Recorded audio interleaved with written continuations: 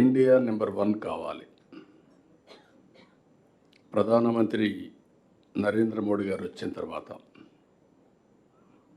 11వ ఆర్థిక వ్యవస్థ 4వ అతిపెద్ద ఆర్థిక వ్యవస్థగా తయారైంది. ఒకప్పుడు అమెరికా అంటే భూతం కింద చూసేవాళ్ళం, పెద్ద బ్రదర్ అని. ఇప్పుడు అమెరికా కూడా మనతోనే సమానంగా చూస్తున్నాం. ఇచ్చిపుచ్చుకునే ధోరణికి వచ్చాం. అది రావడానికి కారణం మీరందరూ గుర్తుపెట్టుకుంటే, మనకు స్వాతంత్రం వచ్చి దగ్గర 75 సంవత్సరాలు అయిపోతుంది, 77 సంవత్సరాలు అవుతా ఉంది. ఇంకొక 22 మైక్ కరెక్ట్గా చూసుకో, ఇంకొక 22 సంవత్సరాల్లో 100 సంవత్సరాలు మనం పూర్తి చేసుకుంటున్నాం. నేను కూడా చాలా చూశాను రాజకీయాల్లో. నిన్న మొన్న చూస్తే ఐఏఎస్ ఆఫీసర్లు, ఐపీఎస్ ఆఫీసర్లు చూస్తే వాళ్ళు పుట్టిన సంవత్సరమే నేను సీఎంగా ఉన్నా. అవన్నీ చూసినప్పుడు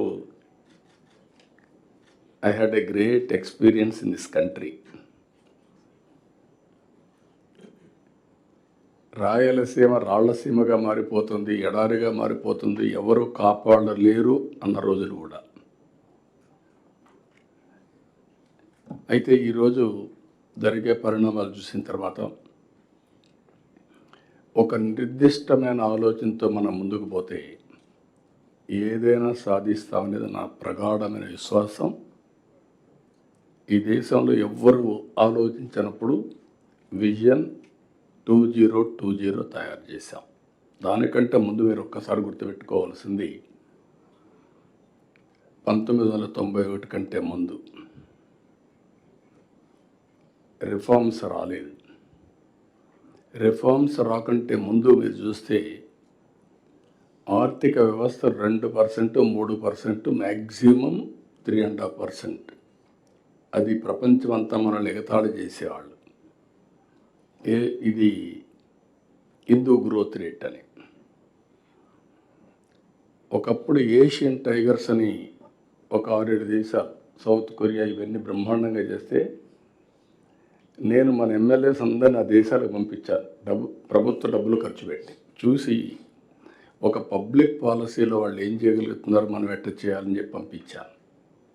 నా దగ్గరకు వచ్చి అపోజిషన్ పార్టీస్ అన్నీ మీరు కరెక్ట్ సార్ అని నన్ను పొగిడారు. అసెంబ్లీ పోతే వ్యతిరేకించారు. వాళ్ళు చెప్పింది నేను వినుంటే నేను ఏ పని చేసేవాడిని కాదు. ఇన్ మై ఎక్స్పీరియన్స్ నేను సెల్ ఫోన్లో మాట్లాడితే ఎగతాళి చేశారు, టెక్నాలజీ మాట్లాడితే అవహేళన చేశారు, రిఫార్మ్స్ కావాలి అని మాట్లాడితే చాలామంది వద్దన్నారు, ఓపెన్గా అపోజ్ చేశారు. ఈరోజు అలాంటి రాజకీయ పార్టీలు మనుగడ లేకుండా పోయే పరిస్థితి వచ్చింది. ఇవన్నీ గత చరిత్ర. ఇప్పుడు వచ్చినప్పుడు మీ అందరూ గుర్తుపెట్టుకోవాల్సింది, ఈ ప్రభుత్వం వస్తానే ఒక నిర్దిష్టమైన విధానం, government of India Viksit Bharat 2047 తయారు చేశారు. మనం వచ్చిన తర్వాత స్వర్ణాంధ్రప్రదేశ్ 2047 తయారు చేశాం. ఇది మనందరికీ ఒక బైబిల్ కావాలి, ఒక భగవద్గీత కావాలి, ఒక ఖురాన్ కావాలి. మీరు ఎవరైనా సరే చేసేటప్పుడు ఇది అవన్నీ కూడా మానసిక ఆనందం, ఒక మనకు తృప్తినిచ్చేదైతే ఇది జరిగితే భారతదేశాన్ని ఎవ్వరూ ఆపలేరు. ప్రపంచంలో నెంబర్ 1గా తయారవుతుంది. అందులో తెలుగు రాష్ట్రం మనం అగ్రస్థానంలో ఉండాలని నా ఆలోచన. మైక్ ఎందుకు కట్ అవుతుంది? నాకు గొంతునే ఉంది మైక్. అయితే ఇక్కడ మీరు చూసినప్పుడు ఇప్పుడు కలెక్టర్స్ అందరూ వచ్చారు. 15 నెలల తర్వాత నేను కూడా ఫస్ట్ టైం వస్తానే కొంతమంది కలెక్టర్స్ అందరినీ సెలెక్ట్ చేసుకున్నాం. ప్రాసెస్లో 1 సంవత్సరం చూసిన తర్వాత మళ్ళీ ఉండే వాళ్ళలో నేను ఒక ఆలోచన చేశాను. నేను చాలాసార్లు ప్రయత్నాలు చేశా కానీ ఈసారి మాత్రం కొంచెం డెప్త్కి వెళ్తున్నాను. అందుకే చీఫ్ సెక్రటరీ దగ్గర నుంచి డీజీపీ దగ్గర నుంచి అందరిలో కూడా రైట్ మ్యాన్ రైట్ ప్లేస్ మనం పెట్టుకోగలిగితే అక్కడి నుంచి మన విజన్ కూడా నేను అనుకున్న పనులు కూడా సుజావుగా జరుగుతాయనే ఉద్దేశంతో ఫస్ట్ ఆఫ్ ఆల్ నేను ముందు ఒక ప్రజాస్వామ్యంలో ఉన్నాను కాబట్టి మా ఎమ్మెల్యేల సెలక్షన్లో కూడా చాలా ఎక్సర్సైజ్ చేశాం. మంత్రుల సెలక్షన్లో కూడా చాలా ఎక్సర్సైజ్ చేసుకున్నాం. సామాజిక న్యాయాన్ని పరిగణిస్తూనే సమతుల్యంతో సమర్థత కూడా పెద్దపీటేసి ముందుకు పోతున్నాం. ఈరోజు మేము చేసిన పని మీరు గుర్తుపెట్టుకోవాలి. రిమైండ్ చేస్తున్నా మీకు, పొలిటికల్ గవర్నెన్స్ అన్నాం కాబట్టి ఇక్కడ ఎన్డీఏ గవర్నమెంట్ ఉంది, కేంద్రంలో కూడా ఎన్డీఏ గవర్నమెంట్ ఉంది. డబుల్ ఇంజన్ సర్కార్, డబుల్ డిజిట్ గ్రోత్. ఈరోజు మీరు చూస్తే హైయెస్ట్ గ్రోత్ రేట్ 10.5% ఫస్ట్ క్వార్టర్లో వచ్చాం. కానీ మన ఎయిమ్ అయితే ఇంకా ఎక్కువ ఉంది, హై ఉంది.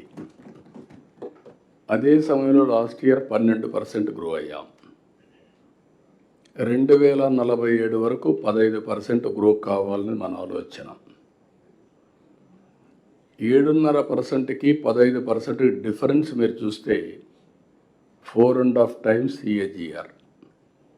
మామూలుగా గ్రో అయితే మీరు ఒక 10 లక్షల రూపాయలు పర్ క్యాపిటల్ ఇన్కమ్ వస్తే, అదే మీరు 15% గ్రో అయితే 45 lakhs వస్తుంది. That is the difference. 10 లక్షలకి 45 లక్షలకి 22 సంవత్సరాల్లో. అందుకనే ఈరోజు మీరు చూసినప్పుడు చాలా స్పష్టంగా I'm very happy. Finance department planning, they have done very good exercise. ఈరోజు కలెక్టర్స్ కాన్ఫరెన్స్లో ఈరోజు రేపు మీరు మాట్లాడే విషయాలను చూశాను. అన్నీ నేనే ప్రిపేర్ చేయమన్నాను, ప్రిపేర్ చేశారు. మొన్న సాయంత్రం మేము ప్రిలిమినరీ ఎక్సర్సైజ్ కూడా మినిస్టర్స్, ఇంపార్టెంట్ సెక్రటరీస్ కూర్చొని తయారు చేశాం. ఎవ్రీ మినిట్ మీనింగ్ఫుల్గా ఉండాలి, కలెక్టర్స్కి స్పేస్ ఉండాలి, మీరు అడగడానికి, అవగాహన చేసుకోవడానికి. అదే మరి విజన్ కూడా ప్రాపర్గా మీకు కమ్యూనికేట్ చేయాలని ఎక్సర్సైజ్ కూడా చేసి కలెక్టర్స్ కాన్ఫరెన్స్కి వచ్చాం. ఎవ్రీ ఇయర్ ఎకనామిక్ ఇండికేటర్స్లో GSDP state level, GDDP district level, అది లాస్ట్ మండల్ వరకు వెళ్తున్నాం. ఆ డీటెయిల్స్ అన్నీ మన వాళ్ళు ఎక్స్ప్లెయిన్ చేస్తారు. దీంతో పర్ క్యాపిటల్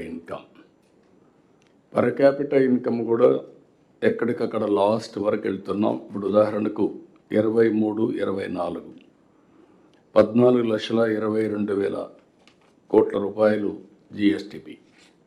దాంట్లో 2,66,000 GDP.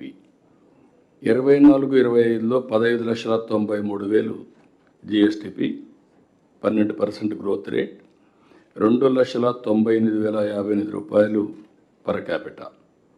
Year target 18,65,704 GSDP, 17% growth rate.